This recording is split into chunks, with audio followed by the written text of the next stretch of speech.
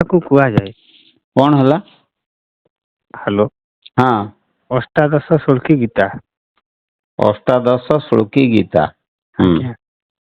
ସେଇଟା ମୁଁ ଗୋଟେ ଜେନେରାଲ ନଲେଜ ବହିରୁ ଥରେ ପରୀକ୍ଷା ଆମେ ସେ ଛୋଟ ପିଲା ଜଣେ ଦଉଥିଲା ତ ସେଥିରେ କୋଶ୍ଚିନ୍ ଟା ପଳେଇଯାଇଛି।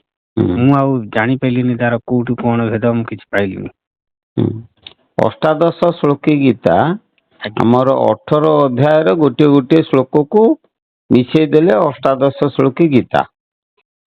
ଆମର ଯୋଉ ପୁରୁଣା ଆଜ୍ଞା ଯୋଉ ବିହାରଲାଲ ଗୀତା ଅଛି ଆଜ୍ଞା ସେ ବିହାରଲାଲ ଗୀତାରେ ତମେ ଦେଖିବ ପ୍ରତି ଅଧ୍ୟାୟର ଗୋଟିଏ ଲେଖା ଶ୍ଲୋକ ଅଛି ସାରାଂଶ ଗୋଟିଏ ଶ୍ଲୋକରେ। ତେଣୁ 18ଟା ଶ୍ଲୋକର 18ଟା ଅଧ୍ୟାୟର 18ଟା ଶ୍ଲୋକ ସେଥିରେ ଲେଖା ହେଇକି ଅଛି। ସେଇଆକୁ ଅଷ୍ଟାଦଶ ଶ୍ଲୋକୀ ଗୀତା କହୁଛନ୍ତି ଆଉ କଣ। ଓହୋ। ଆଉ ମୁଁ କହୁଛି ଆମେ ତ ଏଇଠି ଗୀତା ବହି ପଢୁଛେ ହଁ ଶ୍ଲୋକରେ ହାତ ଶତା ଅଛି ଆଉ ଅଷ୍ଟାଦଶ ଶ୍ଲୋକୀ କଣ ମୁଁ ସେଇଥିପାଇଁ ଟିକେ ଘାବୁଡିଲି। ଅଷ୍ଟାଦଶ ଶ୍ଲୋକୀ ମାନେ ପ୍ରତି ଅଧ୍ୟାୟର ସାରାଂଶ ଗୋଟିଏ ଶ୍ଲୋକରେ ସେ କରିଛନ୍ତି ମହାତ୍ମା ପଣ୍ଡିତ ମାନେ କରିଛନ୍ତି। ଆଜ୍ଞା ସେଇଟା ଆଜ୍ଞା ତେଣୁ ଆଜ୍ଞା ସେଇ ଗୀତାକୁ ତମେ ପଢିଲେ ଦେଖିବ ଆଜ୍ଞା 18 ଅଧ୍ୟାୟର 18ଟା ଶ୍ଲୋକ ଅଛି। ଏବଂ ମାନେ ଏଇ ସାଧାରଣ ବହିରେ ନାହିଁ ଏଇ ଯୋଉ ଗୀତା ବହିରେ ନାହିଁ। ନାଇଁ ସେ ବିହାରଲାଲ ଗୀତାରେ ଅଛି। ତେଣୁ ତମେ ତାକୁ ଯଦି ଦେଖିବ ପୁରୁଣା ବିହାରଲାଲ ଗୀତା ସେଥିରେ 18 ଅଧ୍ୟାୟରେ 18ଟା ଶ୍ଲୋକ ଲେଖା ହେଇଛି ଏବଂ ପ୍ରତି ଶ୍ଲୋକ ଗୋଟିଏ ଅଧ୍ୟାୟର ସାରାଂଶ ତାକୁ ମିଶେଇ ଦେଲେ ଅଷ୍ଟାଦଶ ଶ୍ଲୋକୀ ଗୀତା ବୋଲିକି କୁହାଯିବ। ଆଜ୍ଞା ଗୀତା ଏଇ ବିହାରଲାଲ ଗୀତା ଗୁରୁଜୀ ମିଳିବ ମାର୍କେଟରେ? ହଁ କୋଉଠି ମିଳିବ କରିବ ମୋ ପାଖରେ ବି ଅଛି ସେ ପୁରୁଣା ବହି କାହା ପାଖରେ କୋଉଠି ଥିବ ଯଦି ମିଳିବ। ବିହାରଲାଲ ଗୀତା ବି ଆମର ଦେଖିଲେ କଟକ ଫଟକରେ ଯୋଉମାନେ ସବୁ ଅଛନ୍ତି ତାଙ୍କୁ ପଚାରିଲେ ବିହାରଲାଲ ଗୀତା ଥିବ। ତାକୁ ଆଜ୍ଞା ଦେଖିଲେ ସେଇଠି ଦେଖା ଆପଣଙ୍କ ହେଇପାରିବ। ପାଖରେ ସେ ଗୁରୁଜୀ ଯୋଉଟା ଅଛି ମୋଟା ନା ପତଳା? ନାଇଁ ମୋଟା ପତଳା କାହିଁକି ହବ।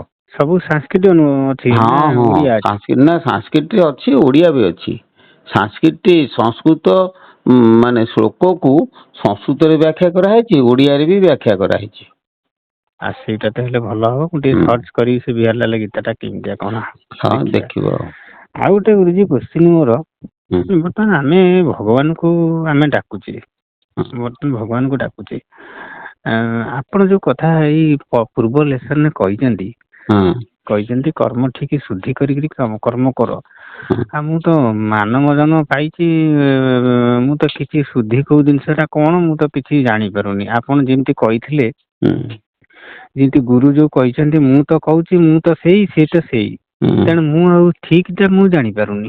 ହୁଁ କୋଉ ଜିନିଷ ଟା ଠିକ କୋଉ ଜିନିଷ ଟା ଭୁଲ କଣ ମୋ ମନ ଯାହା ଶୁଣ ହଉଛି ମୁଁ କରିଚାଲିଛି। ସଦ୍ଗୁରୁଙ୍କ ଦତ୍ତ କର୍ମ କଲେ ଆଜ୍ଞା ତମର ଯେତେବେଳେ ଜ୍ଞାନ ଚକ୍ଷୁ ଖୋଲିଯିବ ଆଜ୍ଞା ସେତେବେଳେ ତମେ ନିଜେ ଜାଣିପାରିବ ସବୁ କଥା ଗୁଡାକ ସବୁ କ୍ଲିଅର ହେଇଯିବ। ହେଲା ଆଜ୍ଞା କୁଣ୍ଡଳିନୀ ଜାଗ୍ରତ ହେଇଗଲେ ତମର ଜ୍ଞାନ ସାଧନା କରୁ କରୁ ଜ୍ଞାନ ଯେତେବେଳେ ଚକ୍ଷୁ ଖୋଲିଯିବ ସେତେବେଳେ ଆଜ୍ଞା। ତମେ ସବୁ ଜାଣିପାରିବ ଏବେ ଖାଲି ଅନ୍ଧାରେ ଅଣ୍ଡାଳି ହଉଥିବ। ଖାଲି ପା ଅନ୍ଧାରେ ସାର ମୁଁ ବୁଲୁଛି ମୁଁ ଖାଲି ହଁ ଅନ୍ଧାରେ ଖାଲି ଗାଡି ବୁଲେଇଲା ହଁ ବୁଲୁଛି। ନାଇଁ ସଦ୍ଗୁରୁ ଦତ୍ତ କର୍ମ କର କରି କରିକି ଚାଲ ପୁଣ୍ୟ କର୍ମ କରିବ ସଦ୍ଗୁରୁ ଦତ୍ତ କର୍ମ କରିବ ଏଗୁଡା ସବୁ କଲେ ଧୀରେ ଧୀରେ ତମର ସବୁ ଗୁଡାକ ପାଇଯିବ। ଆଜ୍ଞା କରିପାରିବେ ଯଦି ହବ ହବନି କାହିଁକି। ନାଇଁ କଣ ଏତେ କଷ୍ଟ? କଷ୍ଟ କିଛି ନୁହେଁ କଷ୍ଟ କିଛି ନୁହେଁ ତମେ ନିଜ ମନକୁ ସଂଯମ କରିକି କରିବ ଆଉ। ସଂଯମ ଅଭ୍ୟାସରେ ପଡିଲେ ଚାଲିବ ଆଉ। ହଁ ସେ ବ୍ରହ୍ମଚର୍ଯ୍ୟ ପାଳନ କରି ଆଜ୍ଞା ଯମ ନିୟମ ଆସନ ପ୍ରାଣାୟାମ ପ୍ରତ୍ୟାହାର ଏଗୁଡା ସବୁ କଲେ ଆଜ୍ଞା। ଏଟା ଚାଲିବ ହବନି କାହିଁକି। ଆଉ ଗୋଟେ ଗୁରୁଜୀ କୋଶ୍ଚିନ୍ ଏଇଟା ତ ଆପଣଙ୍କ ପାଖକୁ ଗଲେ ଆରାମସେ ହେଇଯିବ ମୁଁ ଜାଣିଛି। ହଁ ଆପଣ ପାଖକୁ ଗଲା ମାନେ ସବୁ କାମ ହେଇଯିବ ହୁଁ କିଛି ଦରକାର ନାହିଁ ମୋ ମନ ଆଉ ଏତେ ହବଡ ହବା ଦରକାର ନାହିଁ ଜାଗା ଉପରୁ ପଳେଇଲେ ସବୁ ହେଇଯିବ ମୋର ହୁଁ ବିଶ୍ୱାସ ସେତିକି ଅଛି। ହୁଁ ଆପଣଙ୍କୁ ମୁଁ ହୃଦୟରୁ ସହିତ ଭଲ ପାଏ ହଉ ବହୁତ ଭଲ ପାଏ ମୁଁ ଆପଣଙ୍କୁ ଡାଇରେକ୍ଟ ଖୋଲିକି କହୁଛି ମୁଁ କିଛି ବୋ ଏଥିରେ ଗର୍ବ କରିବା କଥା ନାଇଁ କି ଯିଏ ଭାବିବ କହିବ ନାଇଁ ତାଙ୍କ ସହିତ କଥା ହଉଛି ବୋଲି କହୁଛି ନା ନା ସେମିତି ନା ହଉ ନାଇଁ ମୁଁ ଭାରି ଖୁସି ହେଲି ହଁ ମୁଁ ଗୁରୁଜୀ ମୁଁ ଗର୍ବ କରିକି କହୁନି ମୁଁ ଆଜି କହିବି ହୁଁ କିଏ ଫୋନ କରିକି ଶୁଣୁଥିବ ଯଦି କହିବ କିଏ ଫୋନ କରିଛି ବୋଲି ତାଙ୍କୁ ଟେକିକି କହୁଛି ନା ସେମିତି ହୁଁ ନାହିଁ ହୁଁ ସେମିତି ନାହିଁ ମୋର ଯୋଉ ଆଧ୍ୟାତ୍ମିକ ଚେତନା ଭିତରେ ମୁଁ ଯେତିକି ଜାଣିଛି ମତେ ଯେତିକ ଏଠି ଅଛନ୍ତି ଗୁରୁ ଅଛନ୍ତି ମୁଁ ଯାଇଛି ପୁରୀ ଆଶ୍ରମକୁ ଯାଇଛି ସେତିକି ଆମର ଯୋଉ କେଶ ବାବା ଆଶ୍ରମ ଜାଣିଛନ୍ତି ହୁଁ ହଁ ସେଠିକି ଯାଇଛି। ଦୀକ୍ଷା ଜ୍ୟୋତି ଦିବ୍ୟ ଜ୍ୟୋତି ନା କଣ ତାଙ୍କର କୀର୍ତ୍ତି ଜ୍ୟୋତି ସେଠିକି ଯାଇଛି। କେନ୍ଦ୍ରାପଡା ଯାଇଛି। ଏଠି ବିଭିନ୍ନ ପ୍ରକାର ଆଶ୍ରମକୁ ଯାଇଛି। ମାନେ ତାଙ୍କ ଆଶ୍ରମ ଭିତରେ ମତେ କୌଣସି କଥା ଗୋଟେ କନସୋଲେଟ ମୋ ହୃଦୟକୁ ଛୁଇଁଲା ଲାଗି ବାଜିଲାନି। ମାନେ ସାଇଣ୍ଟିଫିକ ରେ ବାଜିଲାନି କି ଆଧ୍ୟାତ୍ମିକ ରେ ବାଜିଲାନି, ବାଜିଲା ନାହିଁ। ମତେ ଆପଣଙ୍କୁ ଗୋଟିଏ ଜିନିଷ ମୁଁ ଏଇଥିରେ ଆପଣ ପୁରା ଖୁସି ହେଇଗଲି, ପୁରା ଖୁସି ହେଇଗଲି। ମୁଁ ରାତିରେ ବାଇଆ ହେଇଗଲି। ଆପଣ ସେ ଯୋଉ ରେକର୍ଡିଂ ଟା ମତେ ପଠେଇଛନ୍ତି, ଯୋଉ ଲେସନ ଟା 16 ମିନିଟିଆ ଲେସନ, ଯୋଉଟା ଗୃହଥ ଜନ୍ମକୁ ପ୍ରତ୍ୟେକ ମୁଁ ଦେଖିଲିଣି, ପ୍ରତ୍ୟେକ ବାବାଜୀ ଯିଏ ବୈଷ୍ଣବରେ ଅଛନ୍ତି, ସେ ଗୃହଥ ଜନ୍ମ ମାନଙ୍କୁ ବହୁତ ଲୋକଙ୍କୁ ଘୃଣା କରନ୍ତି।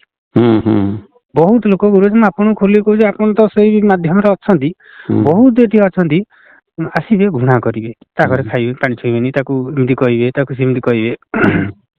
ଆପଣ ସେଠି ଆଖିଟା ଫିଟେଇ ଦେଇଛନ୍ତି ମୋର, ମତେ ପୁରା ଆନନ୍ଦ ସେ ଜିନିଷ। ମୁଁ ସେତିକି ମନେ, ମୁଁ ଆପଣଙ୍କୁ କାଲି ମାଇଣ୍ଡରେ ମୋର ସ୍ୱପ୍ନରେ ଘଟିକିନି ଦେଖିଥିଲି। ମାନେ ମୁଁ ଆପଣଙ୍କୁ କହିଲା ରୁମ ମୋର ଟାଙ୍କୁରି ଉଠୁଛି। ମୁଁ ସକ୍ୟତ ମୁଁ କହିଲି ଇଏ ହଉଛି ପ୍ରକୃତ କୃଷ୍ଣ। ମୋ ଆଖିରେ ଯେମିତି ଝାଲସା ବାହିଲା। ଆପଣ ତ ଯୋଉ ମାନେ ଦାଢି ରଖିଛନ୍ତି, ଆପଣଙ୍କ ଗ୍ଲେଜ ତ ଛାଡ କହିଲେ ନ ଚଳେ। ପଟକିନି ମାଇଣ୍ଡରେ ପଳେଇଲା ରାତି 3ଟା 3:30 ବେଳେ ବ୍ରହ୍ମମୁହୂର୍ତ୍ତ ଟାଇମ ରେ। ମୁଁ ତ ସବୁଦିନ ସେ ଗୀତାର ଏକାଦଶ ସ୍କନ୍ଧ ଟା ମୁଁ ଶୋଇକି ବୋଲିକି ଶୋଏ ସବୁଦିନ। ସେଇ କଥା ମନେ ଘଡ଼ିକିନି ମାଇଣ୍ଡରେ ପଳେଇଲା। ମୁଁ କହିଲି ଏମିତି ମୁଁ ପୁଣି ରାତି 3ଟାରେ ଦେଖି 4ଟାରେ ଉଠିକି ପଢିଲି। ମାନେ ଏତେ ବଳ ମୋର ପଳେଇଲା। ବଳ ପଳେଇଲା। ମୁଁ ତାପରେ ସକାଳୁ ମୋ ମନରେ ଗୋଟେ କୋଶ୍ଚିନ୍ ଗୁରୁଜୀ ଆସୁଛି, ଆପଣ ଟିକେ ବେଶୀ ବିରକ୍ତି ହେବେନି, ମୁଁ କାଳେ କୋଶ୍ଚିନ୍ ଟା କଣ କହୁଛି, କାଳେ ବିରକ୍ତି ହେଇଯିବ, ମୋର ଜ୍ଞାନ ଟିକେ କମ, ମୋର ଏତେ ଜ୍ଞାନ ନାହିଁ, ମୁଁ ଆପଣଙ୍କୁ ସେଇଥିପାଇଁ ପଚାରୁଛି। ମୁଁ ବେଳେ ବେଳେ ମାନେ ଭଗବାନ ଅଛନ୍ତି ସବୁ ଜାଗାରେ, ସବୁଆଡେ ବିଦ୍ୟମାନ ଅଛନ୍ତି, ସବୁଆଡେ ସବୁ କ୍ଷେତ୍ରରେ ଅଛନ୍ତି, ପାଣିରେ ପବନରେ ସବୁଆଡେ ଅଛନ୍ତି। ଆମର ପଞ୍ଚଭୂତ ଶରୀର ଦେହରେ ତିଆରି ହେଇଛୁ, ଆମେ ତିଆରି ହେଇଛୁ, ମାଟି ପାଠ ସବୁ ଯାକ ତିଆରି ହେଇଛନ୍ତି। ତାଙ୍କର ଦିନକୁ ଦିନ ସବୁବେଳେ ଚେଞ୍ଜ ବୋଲି ଜିନିଷଟା ଅଛି। ମାଟି ପଥର ହଉଛି, ମାଟି ପଥର ହଉଛି, ପବନ ବି ଗୋଟେ ଜାଗାରୁ ଆଉ ଗୋଟେ ଜାଗାକୁ ଯାଉଛି, ପାଣି ବି ଉଞ୍ଚୁରୁ ଖାଲକୁ ଗଡୁଛି, ଆକାଶ ବି ଚେଞ୍ଜ ହଉଛି, ପୃଥିବୀ ବି ଚେଞ୍ଜ ହଉଛି, ସୂର୍ଯ୍ୟ ବି ଚେଞ୍ଜ ହଉଛନ୍ତି। ଏତିକି ଜିନିଷ ଯେତେବେଳେ ହେଲା, ତେଣୁ ମୁଁ ଭଗବାନଙ୍କୁ ମାନେ ପରମାତ୍ମା ଯୋଉ ଅଛନ୍ତି, ମୁଁ ଯଦି ଆମ ସନାତନ ଧର୍ମରେ ଯଦି ଲୋକମାନଙ୍କ ଯାହା ବାପା ମା ଭଲ ମନ୍ଦ କତରୁ ମୁଁ ଶିଖିଛି, ଜଗନ୍ନାଥ ଅଛନ୍ତି, ଚତୁର୍ଦ୍ଧାମୂର୍ତ୍ତି ଅଛନ୍ତି, କୃଷ୍ଣ ଅଛନ୍ତି, ବଳରାମ ଅଛନ୍ତି, ସମିତାନୀ, ମୁଁ ତାଙ୍କୁ ବି ନମସ୍କାର କରେ, ତାଙ୍କୁ ବି ଆଜି ପର୍ଯ୍ୟନ୍ତ ମାନିକି ଚାଲୁଛେ ଆମେ। ତାଙ୍କୁ ଗୋଟେ ଦୃଷ୍ଟିରେ ଦେଖୁଛେ, ନମସ୍କାର ଟି ଆମେ କରୁଛେ, ସାଡେ ଅଛନ୍ତି ସେଠି ପଞ୍ଚଭୂତର ଜିନିଷ ଆଖି ଆଗରେ ଥୁଆ ହେଇଛି। ପଞ୍ଚଭୂତ ତ ସବୁ ଯାକ ଆମକୁ ଇଫେକ୍ଟ ପକଉଛି ନା, ସେଇ ଆଉ କିଏ କରୁଛି କି, ସେଇ ଇଫେକ୍ଟ ପକଉଛି। ତେଣୁ ତାଙ୍କୁ ନମସ୍କାର କରିକି ଭାବିବାଟା ପଞ୍ଚଭୂତ ଟା ଠିକ ନା ଭଗବାନ ସେ ଯୋଉ ପଥର ମୂର୍ତ୍ତି ଟାକୁ ଭାବିବାଟା ଠିକ? ଗୋଟେ କଥା ଅଛି ଶୁଣ, ଏଇ ଯୋଉ ପଥର ମୂର୍ତ୍ତିରେ ଆମେ ଭଗବାନ ବୋଲିକି ଭାବୁଛନ୍ତି କି କୃଷ୍ଣ, ହରି, ରାମ, ନାନାଦି ଜଗନ୍ନାଥ ଇତ୍ୟାଦି ମୂର୍ତ୍ତି ସବୁ କରିଛନ୍ତି। ଏଇ ମୂର୍ତ୍ତିର କଳ୍ପନା କେବଳ ହିନ୍ଦୁ ଜାତିରେ ଅଛି। ଆଜ୍ଞା। ଆକୁ ଛାଡ଼ିଦେଲେ ମୁସଲିମ ମାନଙ୍କର ନାହିଁ, ଖ୍ରୀଷ୍ଟିଆନ ମାନଙ୍କର ନାହିଁ, ଅନ୍ୟ ମାନଙ୍କର ନାହିଁ। କିନ୍ତୁ ସେଇ ଯୋଉ ଅଛି ତାର କାରଣ କଣ ନା, ଇଏ ସବୁ ସାଧନର ଗୋଟିଏ ଗୋଟିଏ ମାର୍ଗ। ଏଇ ସାକାର ମାର୍ଗକୁ ଧରିକି ତମେ ଯାଇ ନିରାକାରକୁ ପାଇବ। ସେଇ ସକାଶେ ଏଗୁଡା ସବୁ କରାହେଇଛି। ନମସ୍କାର କଲେ କିଛି ଭୁଲ ନାହିଁ, ନ କଲେ ବି କିଛି ତମର କ୍ଷତି ନାହିଁ। ତେଣୁ ଗୋଟିଏ କଥା ହଉଛି, ତମେ ଯଦି ଆତ୍ମଜ୍ଞାନ ଠିକ କରିବ, ନିଜ ଭିତରେ ଯୋଉ ଆତ୍ମା ହଉଛନ୍ତି ପ୍ରକୃତ ଠାକୁର, ଏମାନେ ସବୁ ହଉଛନ୍ତି ତାର ସବୁ ପ୍ରତିମୂର୍ତ୍ତି। ମୁଁ ଗୋଟେ ଉଦାହରଣ ଦଉଛି ଦେଖ, ଗୋଟିଏ ମାଟି ମେଜେ ଚକଟିକି ନେଇଆ, ତାକୁ ନେଇକି ପୁଣି ଗୋଟେ ମୂର୍ତ୍ତି ତିଆରି କରିଦେ। ସେ ମୂର୍ତ୍ତିଟା ମାଟିରେ ହିଁ ତିଆରି ହେଲା, ହେଲେ ତାର ମୂଳ ଜିନିଷଟା କିଏ? ସେ ମାଟି ନା ଆଉ ମାଟି। ବାସ ସେଇଭଳି ପ୍ରକାର ଆମର ଯେତେ ପ୍ରକାର ସାକାର ଦେବତା ଦେବା ଦେବୀ ସବୁ ଅଛନ୍ତି 33 କୋଟି, ସେମାନଙ୍କର ମୂଳ ଦେବତା ହଉଛନ୍ତି ଆତ୍ମା। ଆତ୍ମା ଠାରୁ ସେ ସବୁ ବିକୃତ ହେଇକି ବାହାରିଛି। ଆଉ ଗୋଟିଏ କଥା ମନେ ରଖ, ଏ ଯୋଉ ରାମ, କୃଷ୍ଣ, ହରି, ଜଗନ୍ନାଥ, ଇଏ ସବୁ ଆମ ମାନଙ୍କର କଳ୍ପିତ ମୂର୍ତ୍ତି। ଆମେ ସବୁ କଳ୍ପନା କରିକି ହିଁ କରିଛନ୍ତି। କାହିଁକି କରିଛନ୍ତି ନା, ତାଙ୍କର କିଛି କାରଣ ଅଛି। ତାକୁ ସାଧନା ମାର୍ଗରେ ଆମେ ଗତି କରିବା ପାଇଁ ଏଇ ମୂର୍ତ୍ତିର ସବୁ କଳ୍ପନା କରାହେଇଛି ହେଲା। କିନ୍ତୁ ନିର୍ବିକଳ୍ପ ହଉଛନ୍ତି ଆତ୍ମା, ତାଙ୍କର ମୂର୍ତ୍ତି ନାହିଁ, ସେ ନିରାକାର। କିନ୍ତୁ ଗୀତାରେ ପୁଣି ଆଉ ଗୋଟେ ଜାଗାରେ ଲେଖା ହେଇଛି, ଅବ୍ୟକ୍ତା ହିଁ ଗତିରେ ଦୁଃଖଂ ଦେହ ପଦ ବିରୂପାପେତେ। ଅବ୍ୟକ୍ତ କାମୀ ଠାକୁରଙ୍କୁ ଆମେ ଦେହଧାରୀ ଲୋକମାନେ ଯଦି ଆମେ ଚିନ୍ତା କରିବା ବହୁତ ଦୁଃଖ କଷ୍ଟ ସହିବାକୁ ପଡିବ। କିନ୍ତୁ ଆମେ ଯଦି ଅବ୍ୟକ୍ତ ଆମେ ଅବ୍ୟକ୍ତ ଠାକୁରଙ୍କୁ ଯଦି ଆମେ ଉପାସନା କରିବା, ନିରାକାର ମୂର୍ତ୍ତି କି ଯଦି ଆମେ ଉପାସନା କରିବା, ଆମକୁ ବହୁତ ଦୁଃଖ କଷ୍ଟ ସହିବାକୁ ପଡିବ। କିନ୍ତୁ ସାକାର ମୂର୍ତ୍ତି କି ଧରିଲେ ସଙ୍ଗେ ସଙ୍ଗେ ଆମେ ତା ସ୍ଥାନରେ ପହଞ୍ଚିଯିବା। ମୁଁ ଆଉ ଗୋଟେ ଉଦାହରଣ ଦଉଛି।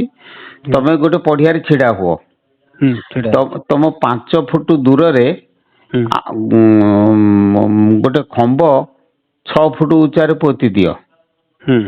ପୋତିବ ନାଇଁ, ଭାବ ତମେ ଛିଡା ହେଇଛ, ତମ ସାମ୍ନାରେ 5 ଫୁଟ ଦୂରରେ ଗୋଟେ 6-7 ଫୁଟ ଉଚ୍ଚାରେ ଗୋଟେ ଖମ୍ବ ପୋତା ହେଇଛି। ଖମ୍ବ ଉପରେ ଗୋଟିଏ ଜିନିଷ କିଛି ଥୁଆ ହେଇଛି ଏବଂ ତମେ ସେଇଆକୁ ଲକ୍ଷ୍ୟ କରିକିରି ତମେ ତୀର ମାର। ଆଚ୍ଛା, ସେଠି ତ ଖମ୍ବ ନାହିଁ, ଜିନିଷ ନାହିଁ, ଦୂରତା ନାହିଁ, ତମେ କଳ୍ପନା କରିକି ମାରିପାରିବ କି? ମାରିବ ନା। କିନ୍ତୁ ତମେ ଯଦି ଗୋଟେ ଖମ୍ବ 5 ଫୁଟରେ ପୋତି ଦେଇକି 6 ଫୁଟ 7 ଫୁଟ ଉଚ୍ଚାରେ ଗୋଟେ ଜିନିଷ ଥୋଇଦବ, ସଙ୍ଗେ ସଙ୍ଗେ ତୀରଟାକୁ ମାରିବ। ସେଇଟା ହଉଛି ସାକାର ଚିନ୍ତାଧାରା। ପ୍ରଥମେ ଯୋଉଟା କହିଲି ସେଟା ହେଲା ନିରାକାର ଚିନ୍ତାଧାରା। ବୁଝିଲେ କି? ନିରାକାର କିଛି ଆକାର ନାହିଁ, ତମେ ଧ୍ୟାନ କରିବ, ଶୂନ୍ୟ ଧ୍ୟାନ କରିବ, ହଠାତ୍ ହେବା କଷ୍ଟ ଭାରି। କିନ୍ତୁ ତମେ ଗୋଟେ ମୂର୍ତ୍ତି କି ଧ୍ୟାନ କଲେ ସଙ୍ଗେ ସଙ୍ଗେ ଧ୍ୟାନ କରିଦବ। ଆଉ ଗୋଟେ ଉଦାହରଣ ମୁଁ ଦଉଛି। 2ଟା ଘର ଠିକ କର, ମନ ଲାଗିବନି ଜମା ନିରାକାରରେ। ବାସ୍, ନିରାକାରରେ ହଠାତ୍ ଭକ୍ତି ବିଶ୍ୱାସ ଆସିବ ନାହିଁ, ସ୍ୱରୂପ ଜଣା ପଡିବନି। ସେଇଥିପାଇଁ ସାକାର ମୂର୍ତ୍ତି କି ଧରିକି ନିରାକାରକୁ ଯାଆନ୍ତି। ତମେ ସିଡିଟାରେ ନ ଚଢିକି ନଡିଆଟାକୁ ତୋଳିବ କେମିତି? ତେଣୁ ସାକାର ମୂର୍ତ୍ତି ଗୁଡିକ ହଉଛି ସିଡି ସଦୃଶ। ତାକୁ ତାକୁ ଆଶ୍ରୟ କରିକି ତମେ ନିରାକାରକୁ ଯିବ। ସାକାର ମୂର୍ତ୍ତି ଧ୍ୟାନ କରୁ କରୁ ତମେ ନିରାକାର ମୂର୍ତ୍ତି କି ଯିବ। ଆଉ ଗୋଟେ ଏକ୍ସାମ୍ପଲ ଦଉଥିଲେ କହୁଥିଲେ ଆପଣ। ହଁ, ଆଉ ଗୋଟେ ଏକ୍ସାମ୍ପଲ ସେଇ ତ ସାକାର ନିରାକାର ମୂର୍ତ୍ତିର ଧ୍ୟାନ। ଆମର ନିଗମାନନ୍ଦ କହିଛନ୍ତି, ଶଙ୍କରେର ମତ ଗୌରାଙ୍ଗେର ପଥ। ଶଙ୍କରେର ମତ ମାନେ ଶଙ୍କରାଚାର୍ଯ୍ୟ କହୁଛନ୍ତି ନିରାକାରବାଦ, ଗୌରାଙ୍ଗ ମହାପ୍ରଭୁ କହୁଛନ୍ତି ସାକାରବାଦ।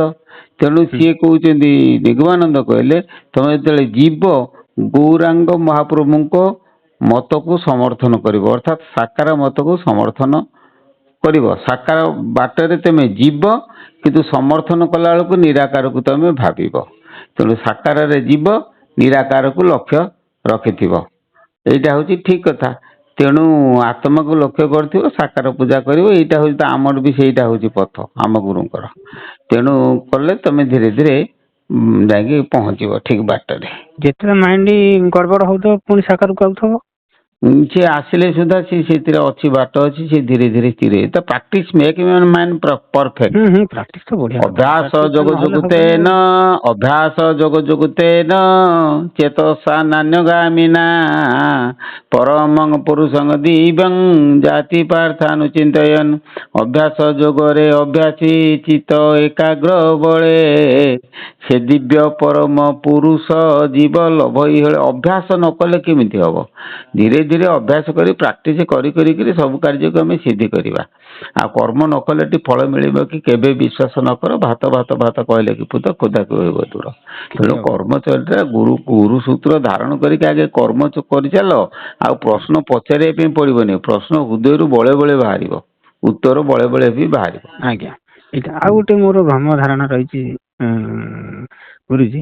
ଆମର ଯୋଉ ଅଛି ବାସୁଦେବ ସୁତମ ଦେବ କଂସ ଚାରଣ ମର୍ଦ୍ଦନମ ଦେବକୀ ନନ୍ଦନମ ପରମାନନ୍ଦେ କୃଷ୍ଣ ବନ୍ଦେ ଜଗତଗୁରୁ। ବାସୁଦେବ ସୁତଂ ଦେବଂ କଂସ ଚାଣୁର ମର୍ଦ୍ଦନମ ଦେବକୀ ପରମାନନ୍ଦ କୃଷ୍ଣ ବନ୍ଦେ ଜଗତଗୁରୁ। ହଁ, କଣ ହେଲା? କୃଷ୍ଣ ଯୋଉ କୃଷ୍ଣ ବନ୍ଦେ ଜଗତ ମାନେ ଜଗତ ଗୁରୁ ହଉଛନ୍ତି କୃଷ୍ଣ। ମାନୁଛନ୍ତି, ବହୁତ ଲୋକ ମାନୁଛନ୍ତି, ଆକୁ ତ କେହି କାଟି ପାରିବେନି। ଆମେ ଯଦି ଗୋଟେ ସାଧାରଣ ଧର ଆମ ପାଖରେ ଜଣେ ଗୁରୁ ରହୁଛନ୍ତି, ଦିବ୍ୟ ପୁରୁଷ ରହୁଛନ୍ତି, ମଣିଷ ଖାଇପାରୁନି, ଝାଡା ଯାଉଛନ୍ତି, ଭଲ ମାନେ ଆମ ଘର ବାଟେ ଯାଉଛନ୍ତି, ସବୁବେଳେ ଚାଉଳ ନଉଛନ୍ତି, ଏଠୁ ଦୋକାନକୁ ଯାଉଛନ୍ତି, ଖାଉଛନ୍ତି, ପିଉଛନ୍ତି, ଭଲ ରହୁଛନ୍ତି। ତାଙ୍କ କଥାକୁ ମୁଁ ଧର ମାନିଲା ବେଳେ ଯଦି ମୁଁ ଦେବକୀ ଯୋଉ କୃଷ୍ଣ ବନ୍ଦେ କୃଷ୍ଣଙ୍କୁ ଅସମ୍ମାନ ହେଇଯିବନି? ନାଇଁ, ଏଗୁଡା ସବୁ ଭୁଲ ଧାରଣା, ସବୁ ଚିନ୍ତାଧାରା ସବୁ। କହୁଛି ନା ନା, ସେ କୃଷ୍ଣକୁ ସେଇପା ଜଗତ ଗୁରୁଙ୍କୁ ନେଇକି ଦର୍ଶେଇବେ, ଜଗତ ଗୁରୁଙ୍କର ସନ୍ଧାନ ଦେବେ। ସପ୍ତମ ଶ୍ରେଣୀ ମାଷ୍ଟରଟା ତମ କଲେଜ ମାଷ୍ଟର ପାଖରେ ନେଇ ପହଞ୍ଚେଇବନି? ବାସ୍ ତେଣୁ କଲେଜ ମାଷ୍ଟର ଯଦି କୃଷ୍ଣ ଯଦି କଲେଜ ମାଷ୍ଟର ହୁଅନ୍ତି ସପ୍ତମ ଶ୍ରେଣୀ କି ଶିଶୁ ଶ୍ରେଣୀ ମାଷ୍ଟର ହଉଛନ୍ତି ଆମ ଗୁରୁ, ତେଣୁ ଏଇ ଗୁରୁଙ୍କୁ ଧଇଲେ ସିଏ ଆମକୁ ନେଇ ସେଠି ପହଞ୍ଚେଇ ବାସ୍ ବାସ୍ ସେ ବାଟ ନେଇ ଧୀରେ ଧୀରେ ତାପରେ ଆଉ ଗୋଟେ ଗୁରୁକୁ ଦବ, ଆଉ ଗୋଟେ ଗୁରୁକୁ ଦେଇ ଲିଙ୍କ କରିଦବ ପୁରା। ବାସ୍ ବାସ୍ ବାସ୍ ଠିକ କଥା କହିଛନ୍ତି, ପୁରା ବଢିଆ କଥା। ସବୁ କ୍ଲିୟର ଆମର ହେଇଗଲା, ଆଉ କିଛି ଦରକାର ନାହିଁ, ସବୁ କ୍ଲିୟର ହେଇଗଲା। ଆପଣ ଦେଖ ମୁଁ ଟିକେ ନମସ୍କାର ଆପଣଙ୍କୁ କରେ, ମୋର ସେତିକି ଆଉ ମୋର ଆଉ କିଛି ଦରକାର ନାହିଁ। ମୁଁ ଖାଲି ନମସ୍କାର, ଗୋଡ ଧୋଇ ନମସ୍କାର ଥରେ ଖଣ୍ଡେ ଖାଲି ଯୋଉଦିନ ଯାଇ କରିବି, ମୋର ସବୁ ସେତିକିରେ ମୋ ଜ୍ଞାନ ହେଇଯିବ ଦରକାର। ଆପଣ ମତେ କହିବାର ହିଁ ନାହିଁ, ମୁଁ ଶୁଣିବାର ବି ନାହିଁ, ସେତିକିରେ ମୋ ବୁଦ୍ଧି ହେଇଯିବ। ଆଜ୍ଞା ନମସ୍କାର ଗୁରୁଜୀ। ଆଜ୍ଞା।